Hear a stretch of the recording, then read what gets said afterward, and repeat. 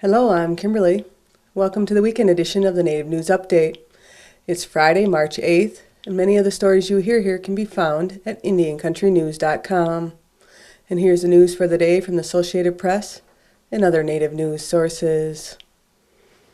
On March 7th, President Obama signed a renewal of the 1994 Violence Against Women Act, saying it will continue to protect women from the threats of domestic abuse and sexual assault.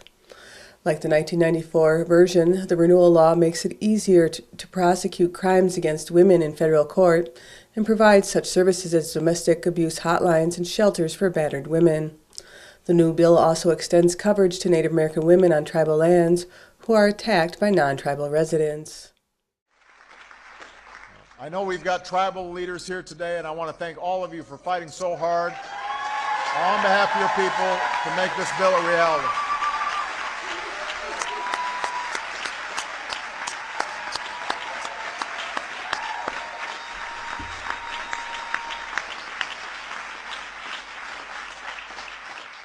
Indian country has some of the highest rates of domestic abuse in America, and one of the reasons is that when Native American women are abused on tribal lands by an attacker who is not Native American, the attacker is immune from prosecution by tribal courts. Well, as soon as I sign this bill, that ends.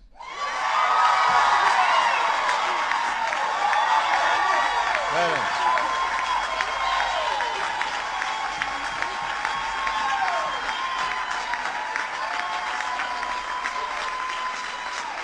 That ends.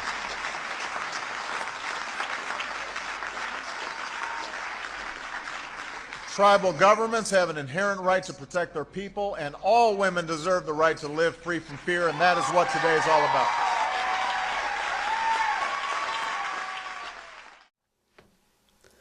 Obama also cited the fact that the renewal of the law won both Democratic and Republican votes in the Senate and House.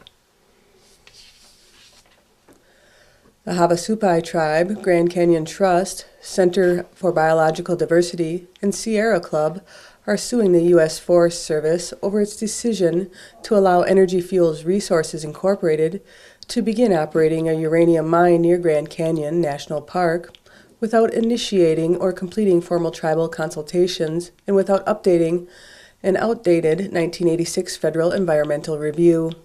The lawsuit alleges violation of the environmental, mining, public land, and historic preservation laws. The mine is located within the boundaries of the Red Butte Traditional Cultural Property, which the Forest Service designated in 2010 for its critical religious and cultural importance to several tribes, especially the Havasupai. The suit seeks injunctive relief ceasing all mine operations and enjoining the Forest Service from authorizing or allowing any further mining-related activities at the Canyon Mine site pending compliance with the law.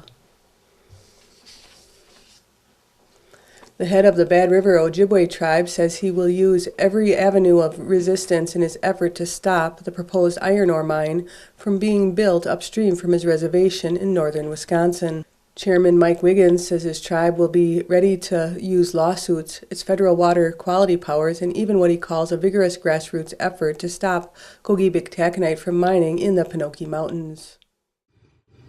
So for us in Bad River, it boils down to the fact that we're talking about our home, and when we look at our history, our tie to northern Wisconsin, our small reservation that essentially comprises our sovereign status and the exterior boundaries of our home, we have nowhere to run, nowhere to relocate to if groundwater contamination occurs or heavy metals and other toxicity come down our waterways. We have an ancient connection that is going to compel us to resist all efforts to essentially mine and or destroy the headwaters of our homeland. The Assembly approved final legislation March 7th, easing state regulations for building the proposed mine in Ashland and Iron counties. The bill is now only the governor's signature away from being law, and Governor Walker has promised to sign it. Little Traverse Bay bands of Ottawa's Tribal Chairman Dexter McNamara says he will sign a statute recognizing gay marriages for tribal members on March 15th. McNamara referenced the Little Traverse Bay Band's constitution in his decision, noting the document cites provisions allowing a tribal member to freely determine our political status, freely pursue our economic, social, religious, and cultural development, and determine our membership without external interference. The Tribal Council passed the amended marriage statute March 3rd on a 5-4 vote. The Little Traverse Bay Band of Ottawa will officially become the third Native American tribe in the United States and first in Michigan to recognize gay marriages.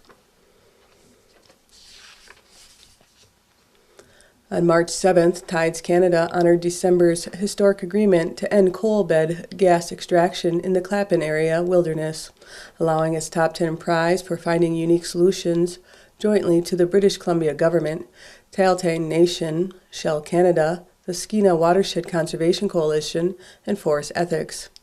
The tripartite agreement resolves years of struggle by the Tahltan, which saw elders arrested by police for blockading, protest, and intense negotiations over lands the nation considers sacred and vital to their way of life. Shell acquired exploitation rights in 2004, but ceased work in the area 4 years later after coming under protest. At the Tides Canada Award ceremony, Tahltan leader Anita McPhee celebrated the end of the coal bed exploration in her region, but warned that other resource extraction projects continue to put her territories at risk, particularly gold and copper mines. She said her nation hopes to continue engaging constructively with the mining companies.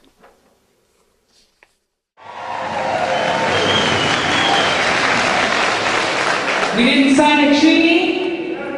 We have never signed a treaty.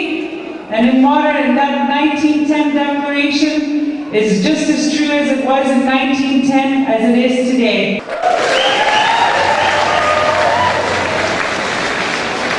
So with this weekend, we're going to come together in this gathering. We're going to reassert our sovereign right to our land and our resources.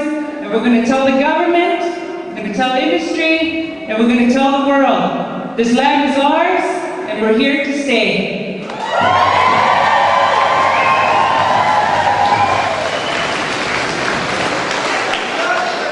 So we're going to celebrate, we're going to stand in unity, we're going to continue to protect our land, and we're going to stand up, and we're going to show everybody how Tahltan people have persevered. We persevered through many, many, many challenges in this nation. Our culture has survived, our people have survived, but most of all, our land has survived.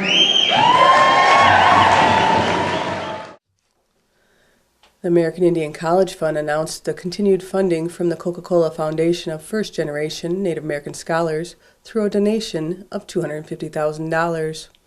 The Coca-Cola Foundation First Generation Tribal Scholarship Program will continue to increase access to higher education and leadership development opportunities for tribal college students that are the first in their families to attend college. At least one scholar at each of the 34 tribal colleges is selected to be a Coca-Cola Scholar. In addition to receiving scholarships up to $5,000, program participants attend a fully funded week-long leadership development program, the American Indian Student Summer Leadership Training, and participate in a reception recognizing their achievements. For more information on this scholarship, you can check out collegefund.org. And that's another roundup of news from Indian Country on this edition of the Native News Update. I'd like to thank you for joining me, and have a grand day.